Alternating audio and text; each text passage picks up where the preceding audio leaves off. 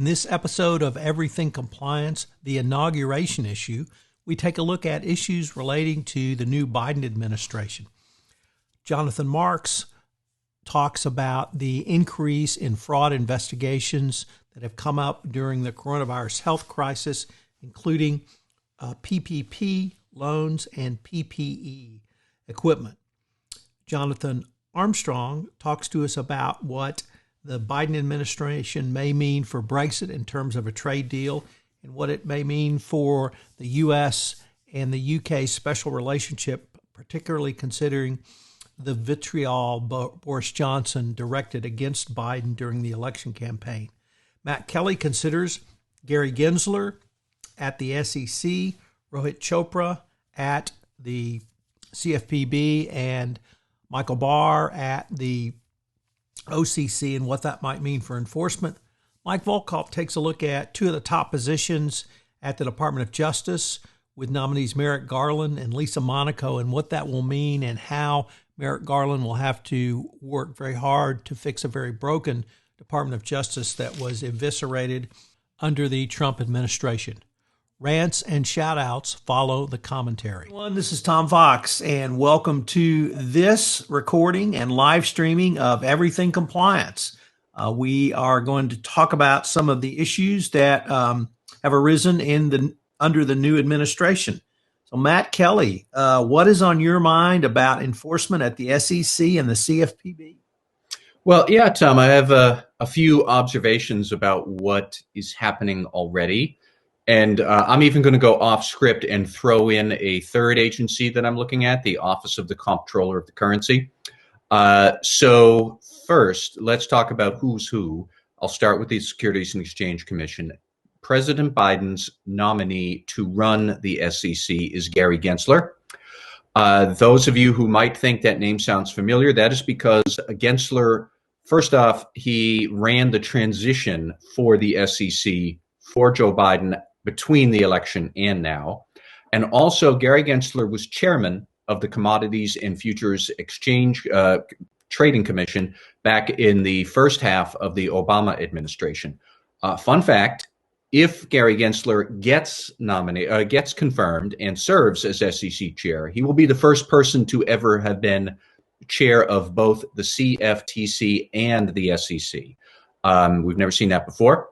However, it remains to be seen if he actually is going to get confirmed. I keep a close eye on the political discussions on Twitter and on various news sites, and there's some uncertainty around exactly how close Gensler's nomination might be. It could be one of those where it's a 50-50 tie, and then the vice president, she will break the tie, 51-50, and then Gensler would take office. There are some people who are not entirely happy with him, probably on both sides of the political extremes. There are progressives who would want somebody even more aggressive over SEC enforcement and policy management than him. And there are plenty of Republicans who would not like him.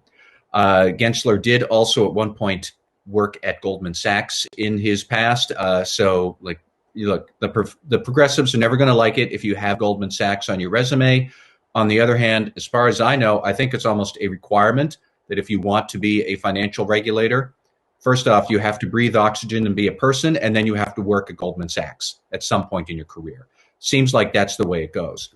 I think that what would be interesting here is that Gensler, to my analysis, he's like a policy person.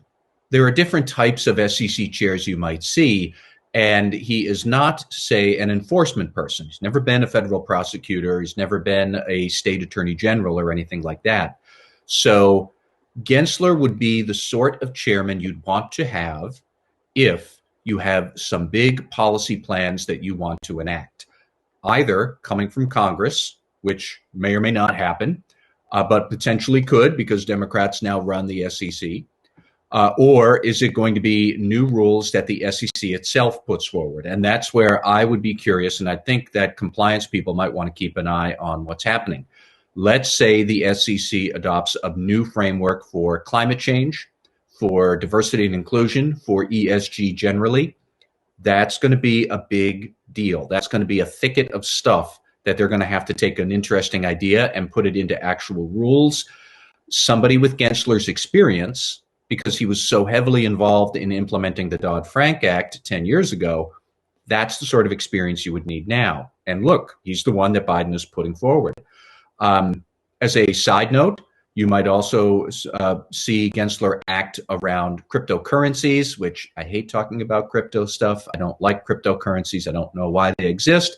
Nonetheless, they are a big deal. And cryptocurrencies and fintech firms, when are they broker-dealers? When are they tech firms? When are they banks? When are they all five or three or whatever it is that fintechs claim to be doing to renovate and revolutionize the world? That's the sort of thing that also you might see a new SEC chair they're going to have to address. Gensler would be somebody who is much better suited to addressing it than, say, a federal prosecutor who's just going to drop the hammer on enforcement. If Gensler wants to drop the hammer on enforcement, all he has to do is hire a really aggressive corp enforcement director, and he could still do that. So my nerdy question about Gensler is actually about internal controls. How will the SEC enforcement program under Gensler, or really under any new SEC chair, how are they going to take the internal control provisions under the FCPA and apply them to other non-FCPA things? We've seen that provision been applied for accounting fraud many, many times. Lately, we have seen it applied in some other interesting cases around insider stock sales, around untimely disclosure of a goodwill impairment when the company sat on it for a long time. And how did the SEC nail that company? They charged them on a internal controls rule of violation under the FCPA statute. So that's weird, but I don't necessarily know that it's. But we're pushing the bounds of SEC enforcement thanks to that internal control provision. How would we see a new chairman do that, whether it's Gensler or anybody else? That's something else I'm looking at. Next, Tom, I wanted to talk a little bit about the Office of the Comptroller of the Currency because we have more action there. The nominee right now is Michael Barr. And who is he? He used to run Dodd-Frank development and implementation at the Treasury Department back in 09, 10, 11. So he actually helped implement and develop Dodd-Frank before they passed the legislation. Now he's up for running the Office of the Comptroller of the Currency. Is he going to get confirmed? Again, that's unclear. Progressives actually don't think that Barr is up to their tastes and their speed.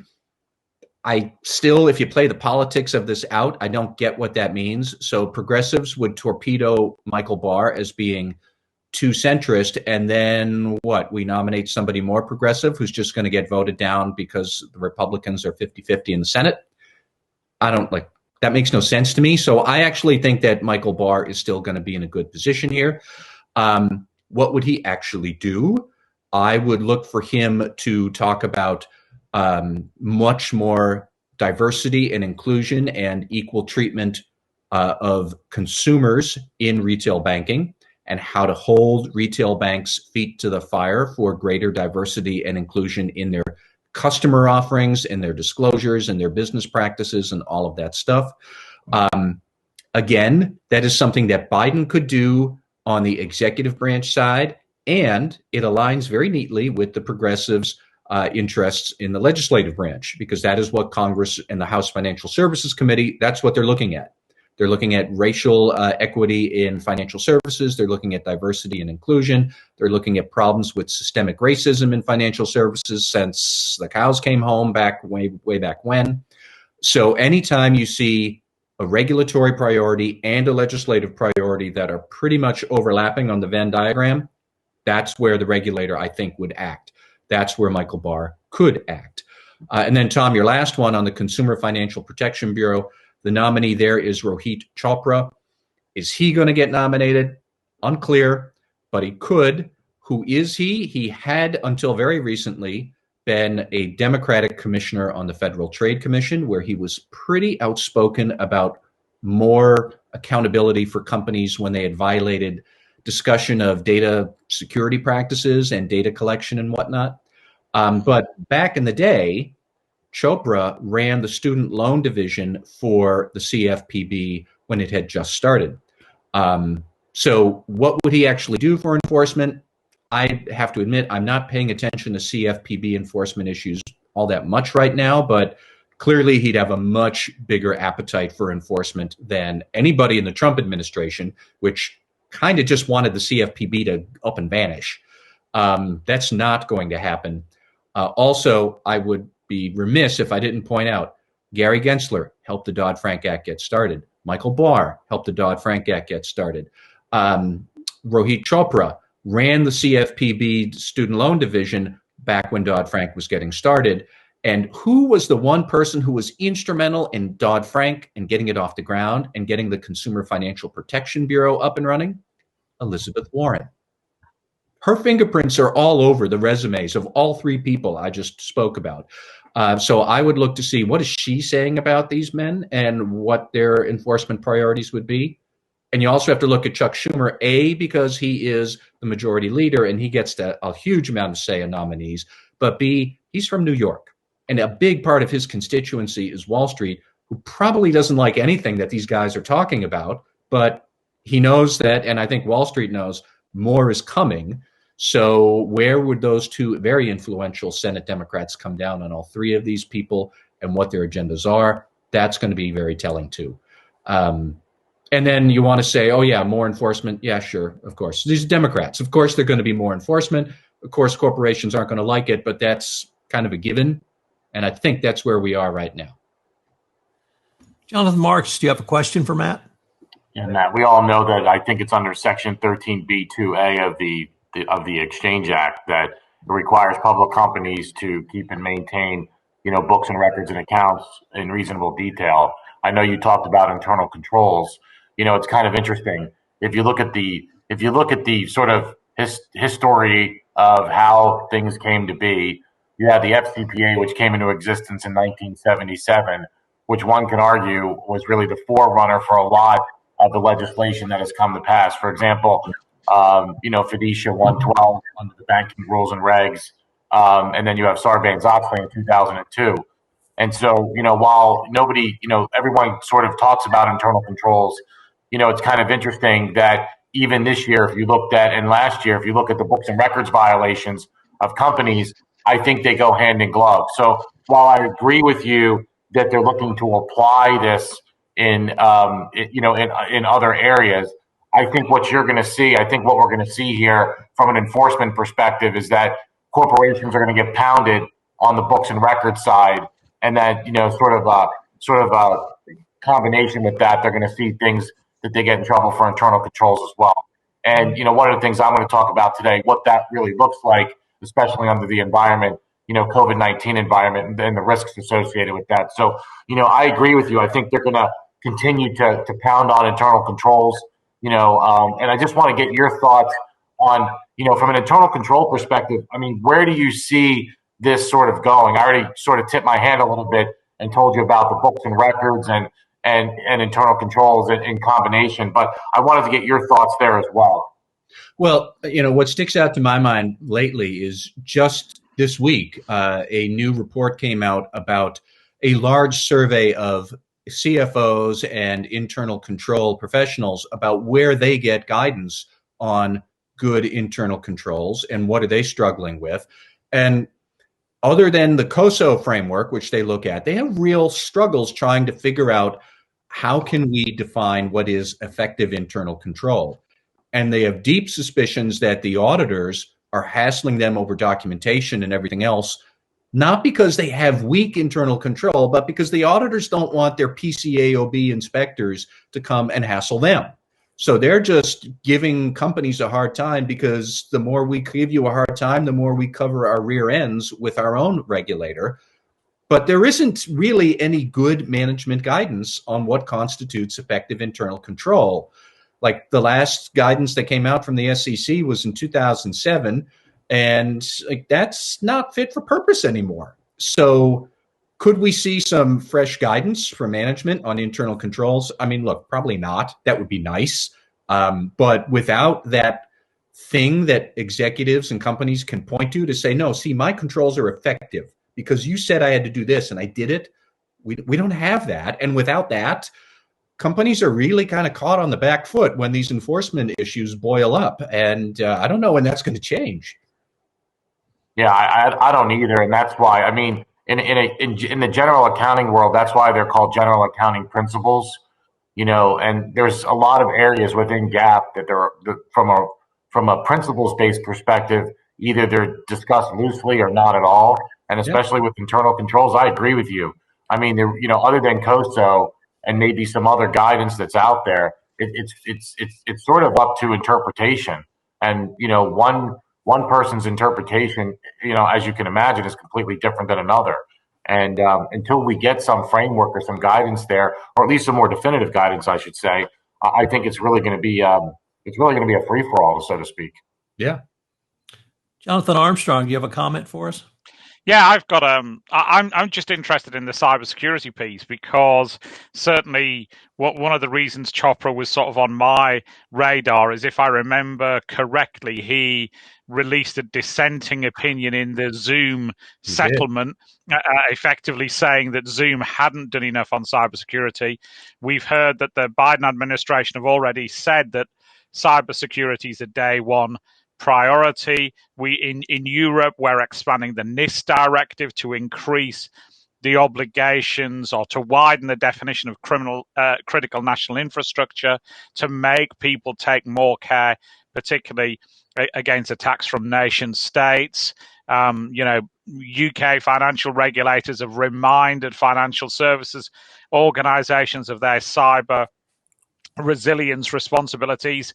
Is the Chopra appointment part of the same trend? Is this Biden showing that cybersecurity is an absolute priority? I mean, I personally think clearly it is a priority, but a priority for whom exactly, and what's the firing squad offense, and who gets to pull the trigger? That's really it. Like, cybersecurity is a big deal, but cybersecurity breaches typically don't result in a financial restatement where the SEC is going to sue you. They can certainly lead to operational disruption, so you have to pay attention to them. But is that really something regulators care about, that you were too dumb and you got locked out of your customer data?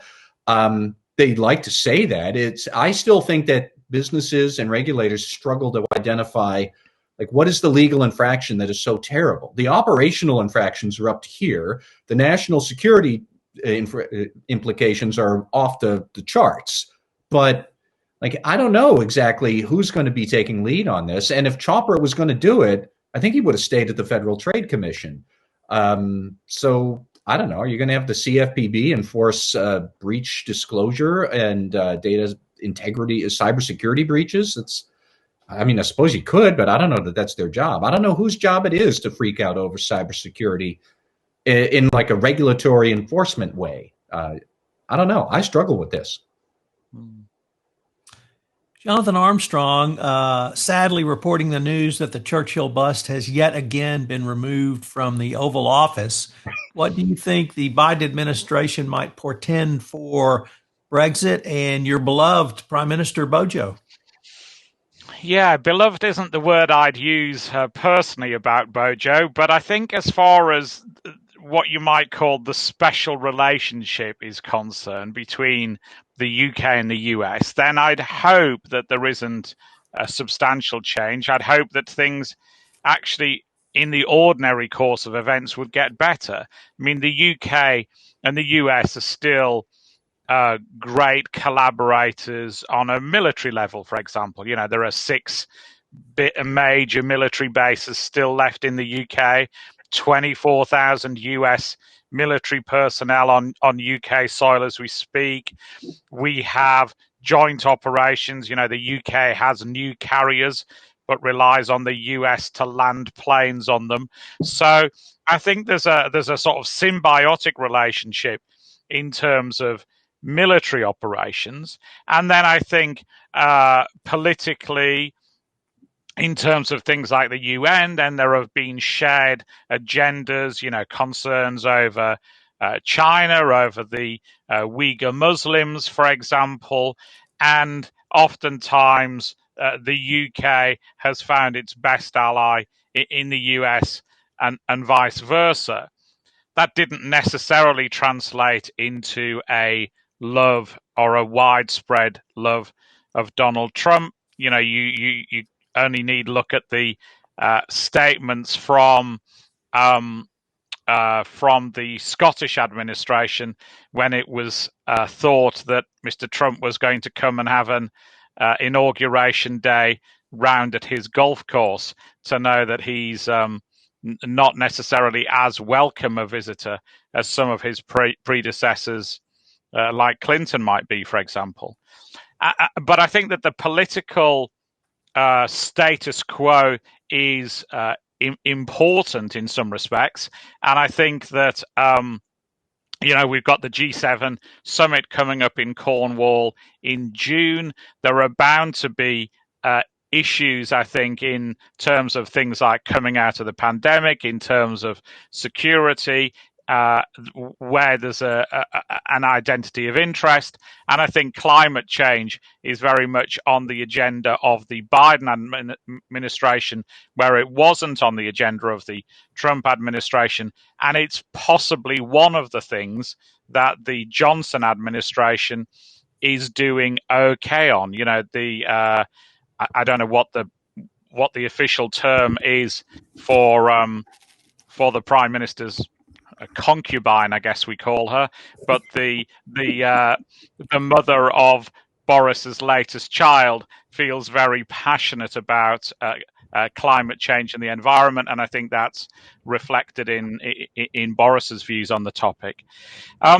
As far as Boris is concerned, then spoiler alert: I'm not the chairman of his fan club. He clearly does have a love for the US. He's born in the US, like Springsteen. He was born in the USA. He's lived in New York. He's lived in DC in his formative years, in so far as he was formed and not created. And he's lived in Connecticut. But I think that some perceive him as being far too close to Trump, and almost like a Trump mini-me at times.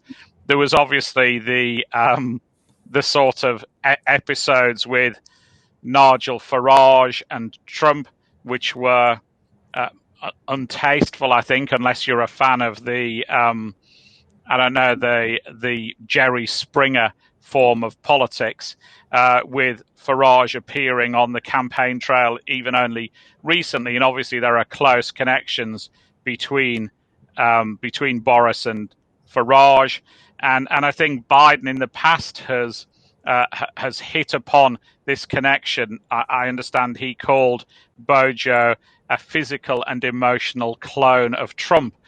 So there's an element of personal animosity, I think, there.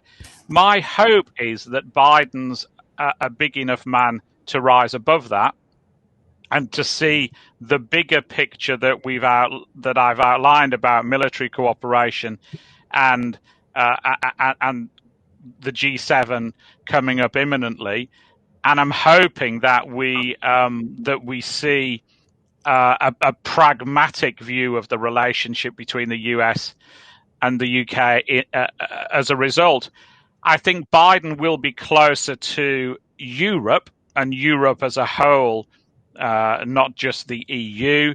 I think that there were some welcome announcements, for example, on Privacy Shield, where again that seemed to be a day one priority, and he looks to have appointed somebody good to try and lead that, rather than somebody who's trying to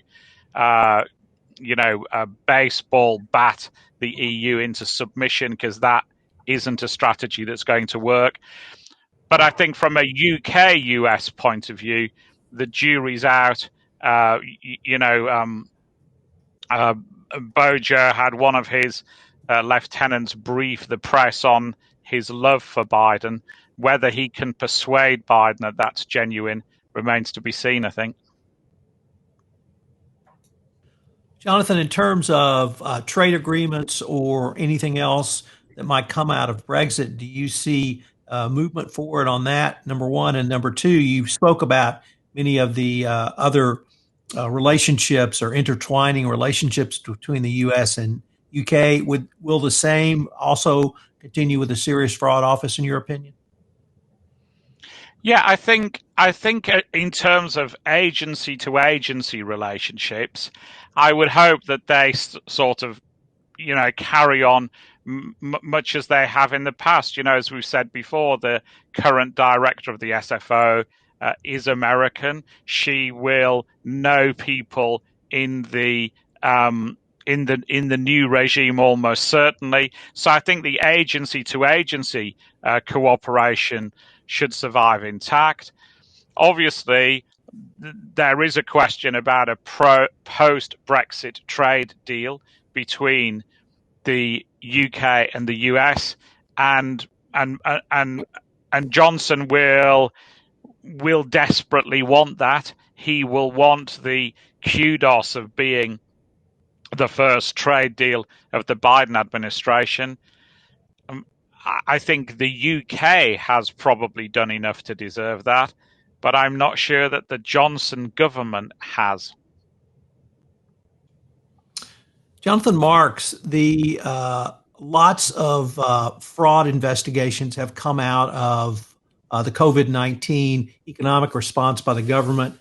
The FBI and DOJ have both ramped up investigations around PPP fraud and PPE fraud.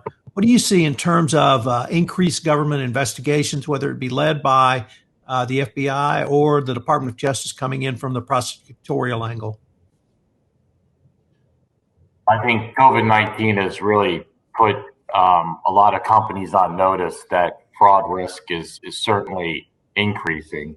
With regards to things that we're seeing in practice, and I'll get to the regulators in a moment, but the things that we're seeing in practice related to fraud, there was a big pause as a result of the pandemic, and those companies that had revenue targets or have compensation tied to revenue targets, those are the ones that should be really looking at those and understanding what their fraud risks are.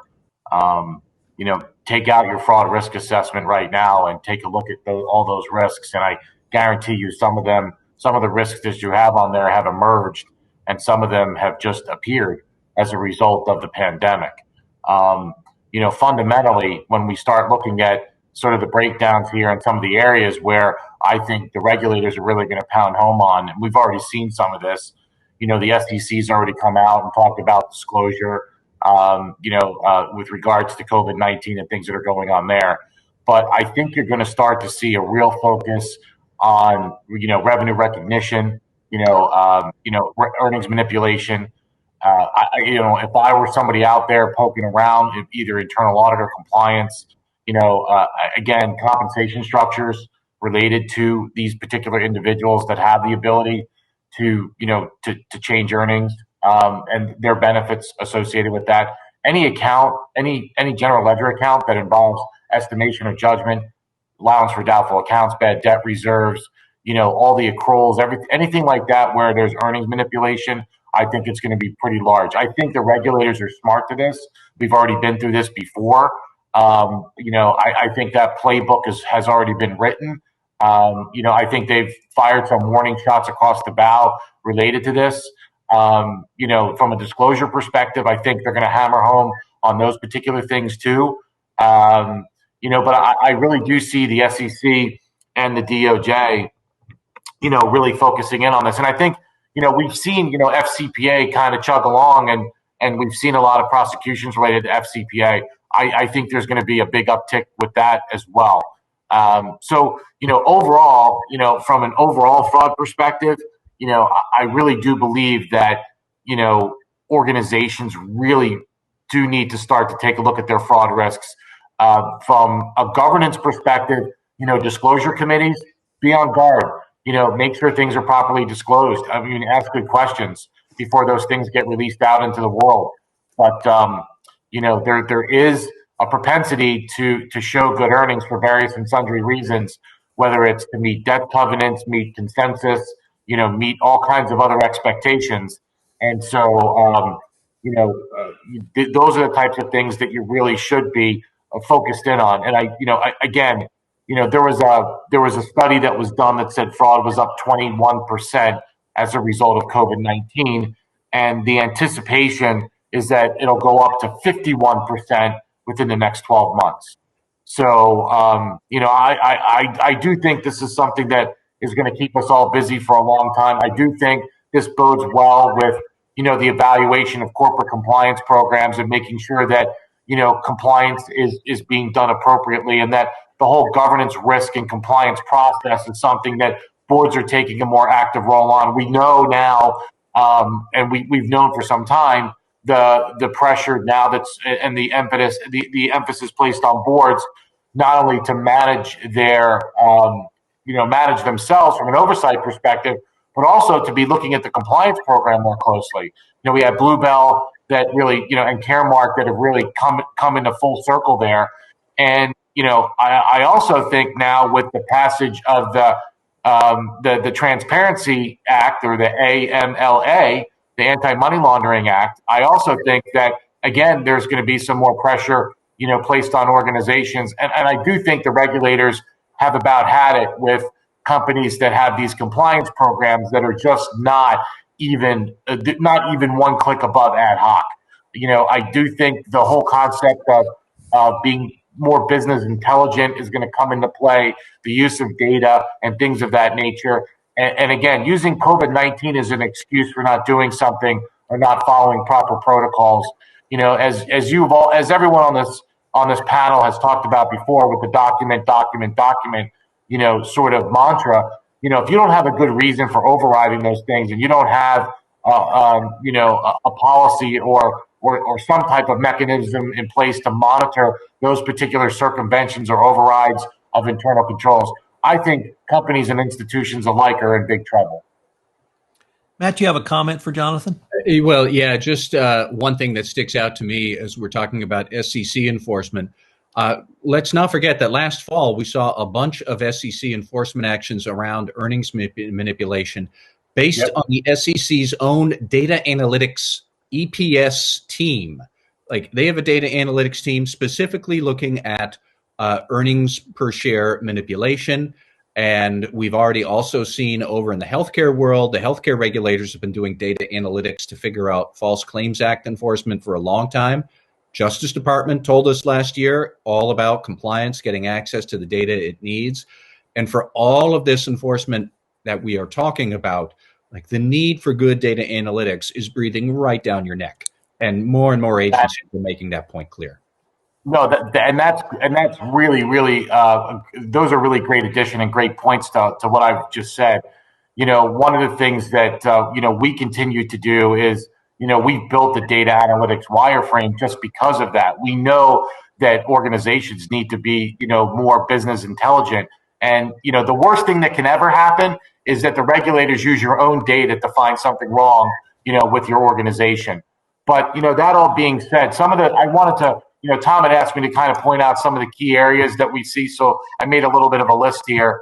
Cyber fraud, continues to, I see an uptick in cyber fraud, phishing schemes for sure, fraud by vendors and sellers. So again, fundamentally, your vendor master file, great time to use data analytics and review things in there. Great time to look at and match payments with vendors and things of that nature as part of your third party program.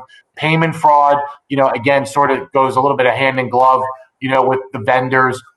Matt, you talked about healthcare fraud. There's identity theft, insurance fraud. There's been even some discussions recently around, loan and bank fraud, specifically related to PPP. Again, I see bribery and corruption. I see a real big uptick there.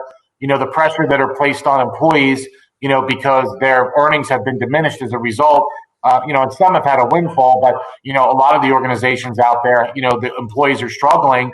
And, so employee embezzlement, no surprise, probably going up or has gone up already. And one of the things that we talked about early on in my discussion today was financial statement fraud. And again, I want the audience to really focus in on this. It's not only the numbers, it's the disclosures as well. And I think, again, that's one of the things that the SEC there was a shot across the bow with that. And again, as Matt pointed out, you have to be smart today when you look at your statements, and those people on the board and those people on the audit committee, you should be running or have some type of review related to, your earnings and those particular areas that do involve judgment and estimates, because it's at some point the board is going to get hammered, and I'm just waiting for that to happen. Mike Volkov, Merrick Garland, a name well known to many in the legal community, has been designated or nominated to be Attorney General, and Lisa Monaco has also been nominated. What do you see in their role in repairing the damage to the Department of Justice, and where do you see the DOJ going forward in a variety of enforcement areas? Well, as somebody said recently, all general counsels should start looking at their legal budgets at this point. And because I think we're buckle up, because Merrick Garland is somebody I've worked with for many years ago, just a terrific person. And I think he's going to do a great job in restoring the morale at DOJ, which is going to take a while. Lisa Monaco is somebody who is tough as nails. And again, these are two very experienced people with, longtime prosecutors with a lot of commitment to DOJ. I mean, Merrick Garland, even while he was on the bench, every year would come to the DOJ holiday party, the only judge to do so. Why? Because he loves the Department of Justice and he believes in the Department of Justice. And I can't think of a better person, just knowledge-wise, temperament-wise, and with integrity to have as the leader of the Department of Justice.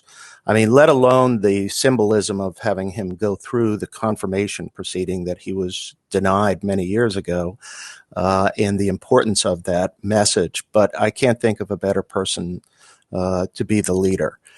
That being said, Lisa Monaco comes from the same ilk. I mean, there's a reason she turned down other job offers within the administration to be the Deputy Attorney General, which is, by the way, a great job, where probably very powerful in terms of day-to-day casework and approving certain types of indictments and settlements. So, look, this is going to be great. It's going to be a restoration of the professionalism of the Department of Justice.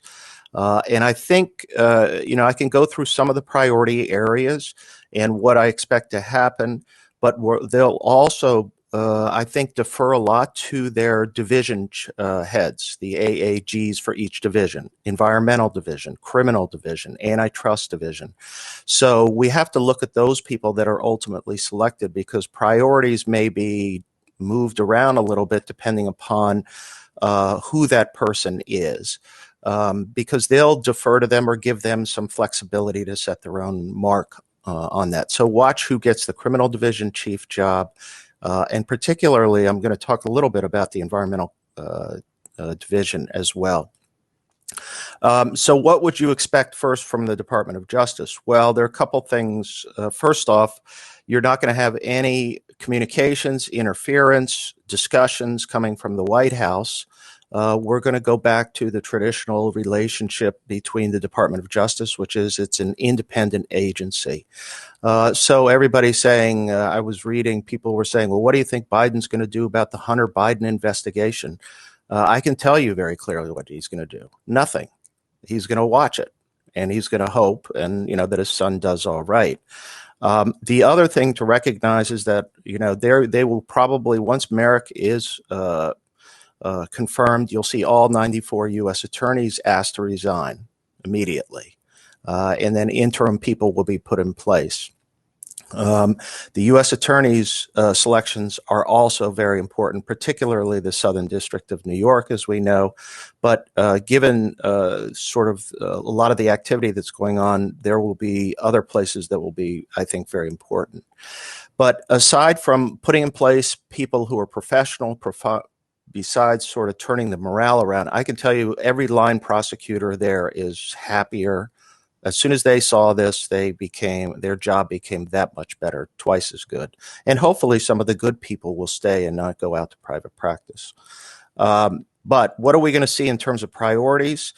Well, first, let's talk about the Civil Rights Division. And you're going to see a much more aggressive approach as a priority towards civil rights issues, particularly the supervision of police departments, pattern and practice cases. I believe the stats I saw was the Obama administration had 12 or so ongoing at any one time, I think, and under Trump there was one. That's going to change quickly. Police departments are quickly going to become, and there'll be civil enforcement, there'll be criminal enforcement as well. In terms of environmental crimes, that's where I think we're going to see a major uptick. Environmental crimes is a huge area, and we should watch to see who the environmental division chief is, but they're basically going to be told, go out and enforce the laws criminally. The Trump administration did some cases. Don't ever forget that, Carnival and all its brands, is under monitorship right now because of environmental crimes. And you can imagine some of the other companies that may fall under that. So that will mean a big deal. FCPA, our favorite area to talk about. I think that most of this is set in stone, but there are there's so many things that are sort of just continued. Keep in mind we had 2 record years under the Trump administration, but the 2 years below that were the Obama administration. And I think we may see an uptick. One thing that's kind of interesting is the division that's occurred where sort of the big cases are handled by DOJ and the smaller cases by the SEC. And we used to see DOJ get more involved in some of the quote unquote smaller cases. When I say smaller, I mean like 75 million or, in that area. I expect that division probably to continue just because of workload. I do know that the FCPA unit is hiring. They got 2 more attorney slots to increase their workload. But here's a couple of things about the FCPA enforcement. Number one is last year we had no monitors. And it's too bad Jay's not with us today because Jay should be doubling his budget because I think there's going to be more corporate monitors. And I think for example, in the last year, I think Obama had the Obama administration had 7 monitors in 1 year, one of their enforcement years. So I think we're going to see more of that. And I wish we could reopen the Goldman Sachs case and put a 5-year monitor in there as opposed to a 3-year. It's just absolutely ludicrous that the Goldman Sachs case did not have a corporate monitor, considering the rampant misconduct and ignorance of the issue and blatant ignorance, people could say willful blindness, with regard to the 1MDB scandal and the recordings that they got. They had recordings of senior officials basically blowing it off. And that is just, it still makes me angry. And actually, I hate to say, Gary Gensler and some of the others they're all former Goldman Sachs people. Yeah. And if there's anybody that probably knows where the dead bodies are buried, it's going to be Gary Gensler, who was a Goldman Sachs person. But anyways, going back to the FCPA, so I think we're going to see more monitors.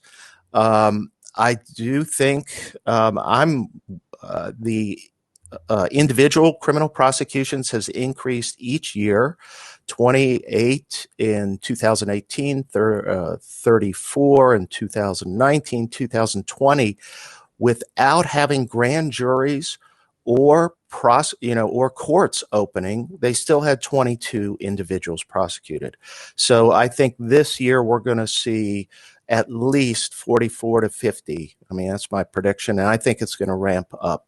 The other sophisticated part that the FCPA unit is really developing well, if it's pretty good to watch, is their ability to build cases now from within by flipping executives or flipping individuals. And they've been doing that. For example, we had Sergeant Marine was a case that was built completely through bringing the individuals in and flipping them.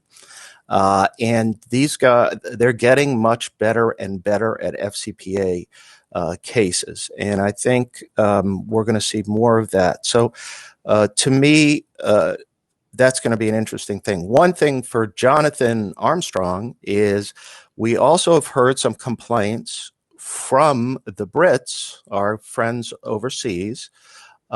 Some of the staff level, what I've heard is that there have been some complaints from the staff level that the U.S. Prosecutors are not aggressive enough and that they don't take as much risk. Now, that may be because they didn't give the SFO as much money as they wanted in, let's say, some of the settlements that have come up, but I thought it was interesting. This is, I've always heard that the Brits and the U.S. prosecutors got along so well. Well, now they're calling us wimps. And you know how when the Brits call the U.S. wimps, the U.S., we'll see how they react. But it's interesting. And I think, and it may be because your head of the SFO, being a U.S. person, knows full well where they're drawing the line and whether or not it's a good line or not.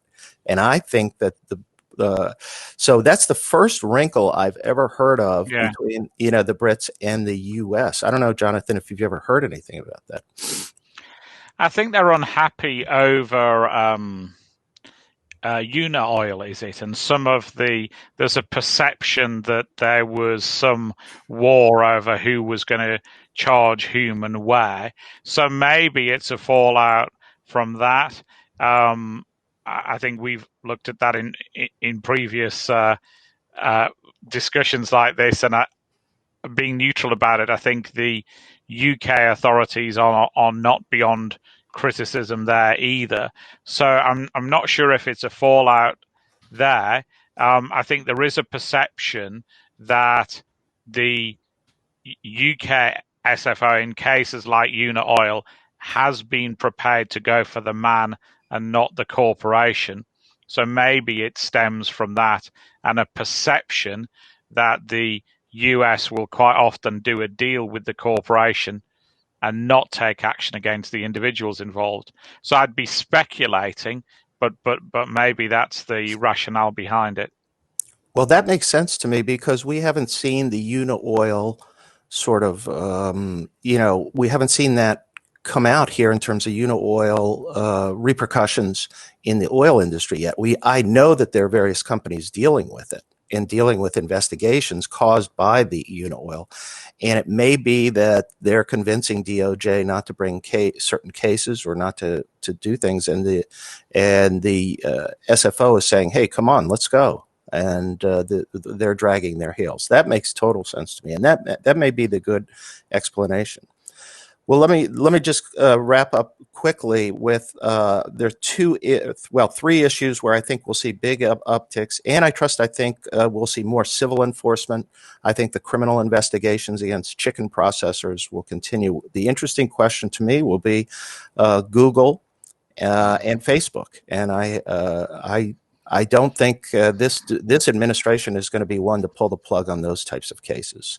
It was only, just to show my age, the Reagan administration that pulled the plug on IBM years and years ago. So I think those antitrust cases will continue. The criminal cases will continue.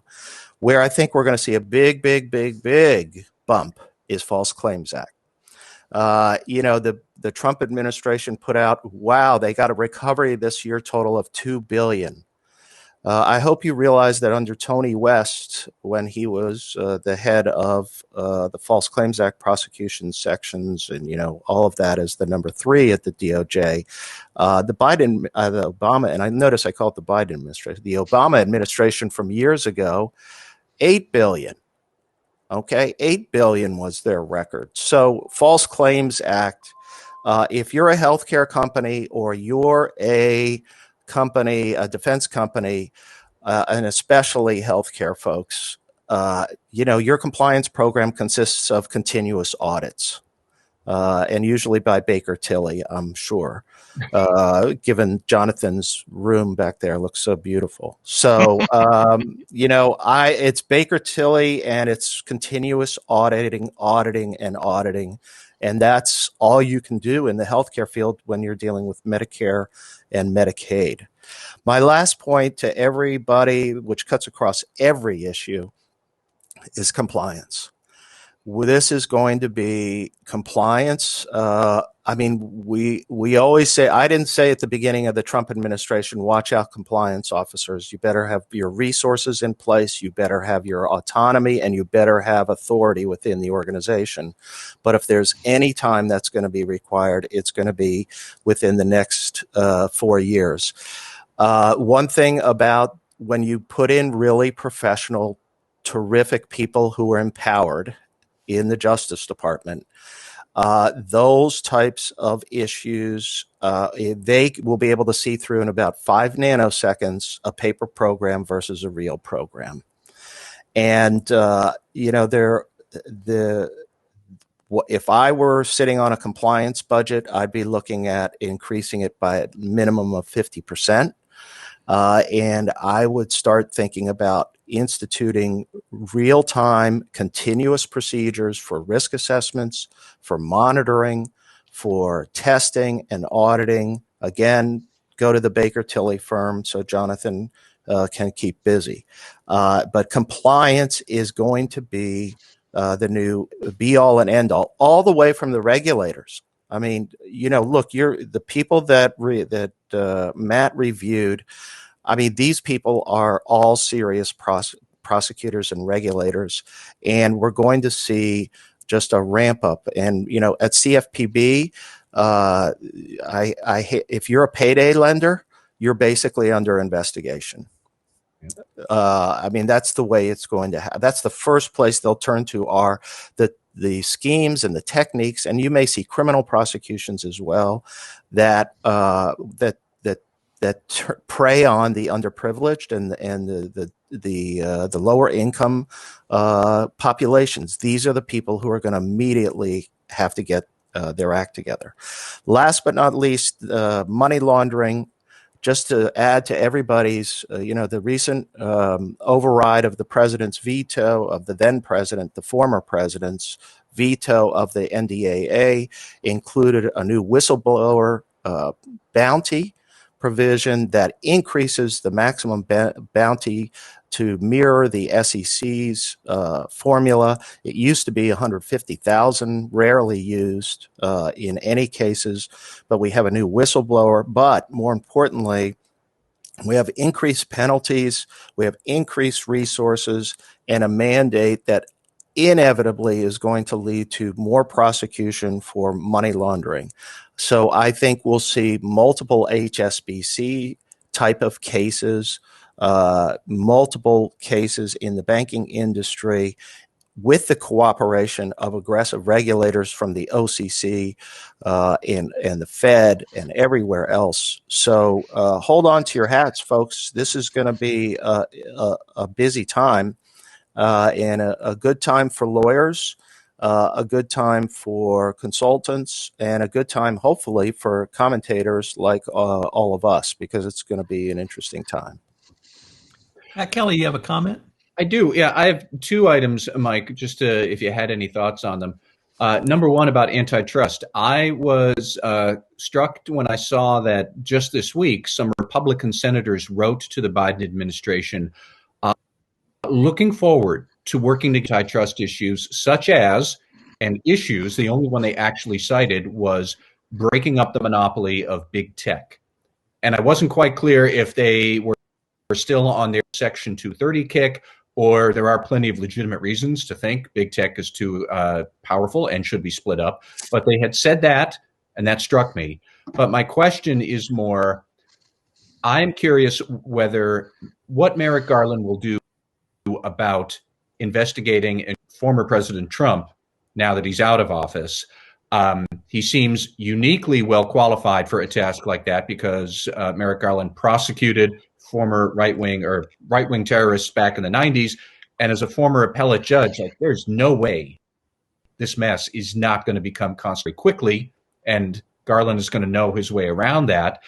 And for everybody who says that's interesting, but it doesn't matter to me, the compliance officer, please remember 30% of America still thinks Donald Trump was the second coming of Christ and that it was a great idea to storm the Capitol. And they're going to see their dear leader hauled up on an indictment somewhere, somehow, some way. That's going to happen. That's going to ricochet around your workforce and your workplace.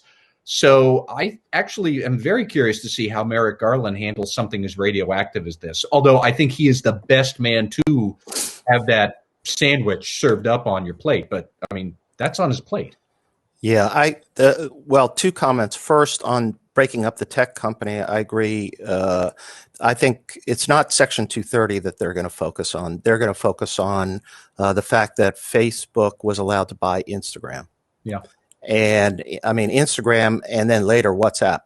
And Instagram, when you look at it now, you can see how important. And by the way, if you ever read the case complaint, we always try to teach our clients not to put things in email. Not to write things in email. Well, thank you, Mark Zuckerberg. You have provided a casebook example of why we take your email, train you on email. He handed them the case in the emails. He basically said, we better buy these guys because they're going to crush us. And it's better to buy than to innovate. Okay. Well, I mean, you can't think of a better set of facts. So I think those cases will continue. They're too strong. And they're too important. Similarly, Google is too important a case. But I do think you raise a really tricky issue, though. Merrick Garland, natural instinct, I will tell you, when he sees a crime, I've worked with him, he's going to say, let's prosecute this person. I mean, he's just, that's his natural instinct is always do the right thing and prosecute this person. I think, though, Biden is the president. Our new president is trying not to focus as much on that, given all the other things that are on his plate. What I think will really drive it is what happens at the state level. Yep. If the states prosecute him and the feds can wait to see what the result is, or can stand back and say, we support this and we'll help you, or whatever, we support the DA of Manhattan. And I saw that the DA from Manhattan was looking at one of the properties where I know Michael Cohen had testified that they inflated the value of the property for purposes of securing a loan. And and it was pretty blatant, as I recall, the amount that they inflated it by. Very interesting case. So I think that they're going to wait for the states. I don't, there's so much to prosecute in terms of potential violations that I don't think they want to get lost in it or have that drown out the message of civil rights, environmental crime, and holding senior executives accountable. The one thing that Merrick Garland and everybody, and it'll be real, to me, one of the most interesting issues is the Obama administration was rightfully criticized for not going after executives in the financial industry. Rightfully so, when the 2008, 2009, and that has been a stain on Eric Holder's leadership. And they failed to because they mismanaged the organizational what had to be done organizationally. They didn't create a task force dedicated to it like Enron or things like that make sure it gets done. Because when you put a group of prosecutors together, they're not going to come out and say, hey, we don't think anything should be done. They're going to find what should be done and do it. In this case, I think they are under a lot of pressure not to have a similar type of record. And Merrick Garland, of all people, he couldn't care if you're the CEO, the deputy, whatever, or when you went to Harvard or Yale and whatnot. He doesn't care about that. That doesn't mean anything to him. What means something to him is, did you break the law? And I think he knows politically that this administration has to make sure they don't fall into that trap. Frankly, it's a stain on the DOJ's record that they had to issue the Yates Memorandum, in my view, because every prosecutor knows you work your way up to the top and you don't stop. So I think we're going to, if the boardroom and senior management, no more excuses anymore. and no more willful blindness type of excuses. Those aren't going to work anymore. But we'll see. I think those are such important priorities that I think Merrick is grateful for the state law and the state prosecutors, that there's plenty there to do with Trump. And who knows, what I like is the D.C. Attorney General, who doesn't have authority to file certain cases in the District of Columbia, saying he's going to prosecute Trump. Look, we all want to prosecute Trump, but that's the interesting question. But I think, look, watch out. I think it's going to be a great time to be a prosecutor at the Department of Justice for the next 4 years. I envy those people, and I think you're going to see some really interesting work coming out. And particularly, I think your point, Matt, about you have professional regulators here. And so the coordination is going to improve even more so between regulators and DOJ. And these people are all of like mind. And the one thing about Democrats is, they're not going to shy away from some of the big cases here. And I think America's that type of person. And since Jay's not here, with the film reference, not the first Garland to lecture people on courage. That's true. So, gentlemen, we are now on to rants and shout-outs. So we'll take the same order with starting with Matt Kelly. Yeah, so I have a rant about a series of job postings I have seen on LinkedIn and hither and there online lately of compliance officer jobs, senior compliance officer jobs at large companies where the compliance officer still reports in to the general counsel. I will call out two specifically that I've seen within the last week or so, one at Dow Chemical, one at Morningstar. Both of the descriptions they're really looking for somebody who is going to run the compliance program globally, and the compliance person then will report into the general counsel.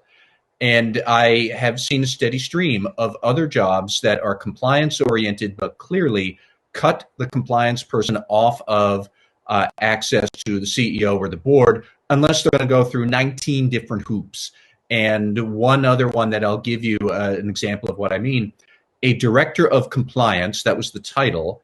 They were clearly, from the details of the job description, they were building the compliance program. They're going to be running the compliance program, and you would report into legal still. And then, this is a direct quote, you would have the opportunity to brief senior management on compliance from time to time.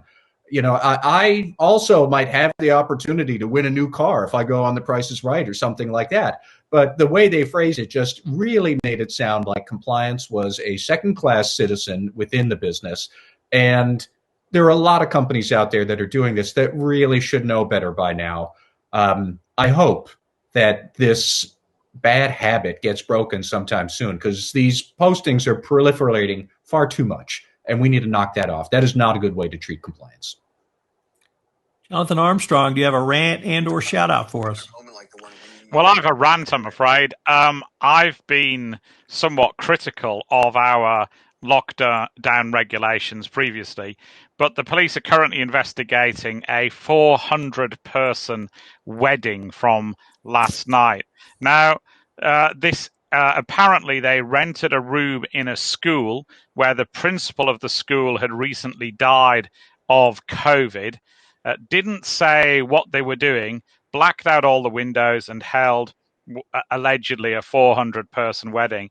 Now, I've been unfortunate enough to go to 2 family funerals recently where you're limited to 30 people, and people have been incredibly responsible, no wakes after the funeral, etc., etc. It's not too big a sacrifice to make to limit your wedding to an acceptable size, or to hold it in a safer venue, or to postpone it. And regrettably, I hope the first time they see their wedding photographs are in an evidence bag. Wow. Jonathan Marks. So I'll start with where can we find the light in this never-ending shade? My shout out goes to young Amanda Gorman, the poet laureate, at the inauguration. Not only was I impressed with the overall poem, but I was just impressed by the individual. I think that young lady is remarkable, and the words that she put together on that particular day to me, I was truly touched. And so, kudos to you, Amanda. Really fantastic job. Mike Volkov. Well, Jonathan stole my shout out, and I will say this: she is amazing. I also thought the whole inauguration was a day of peace, and I thought it was done in a tasteful way. I thought the ceremony at the reflecting pool was fantastic, just to remind everybody, and what symbolism and what a change to have the first sort of formal remembrance be of the 400,000 people who've died this year. And it really is when you think about the individual ripples from each death that occurred, and I hate to be depressing here at this moment, but the impact it has on family and friends, and how we had a group of people who were almost seemingly numb, if not just liars about it.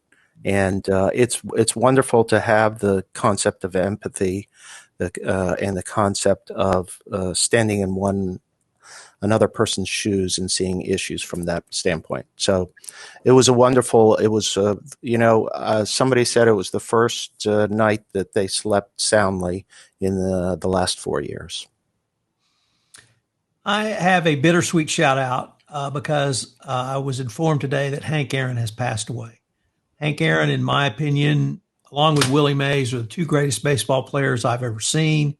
For the longest time, I thought it was Willie Mays, but Hank Aaron may have exceeded that. I still can vividly remember the night he hit 714 against the Atlanta Braves on NBC television.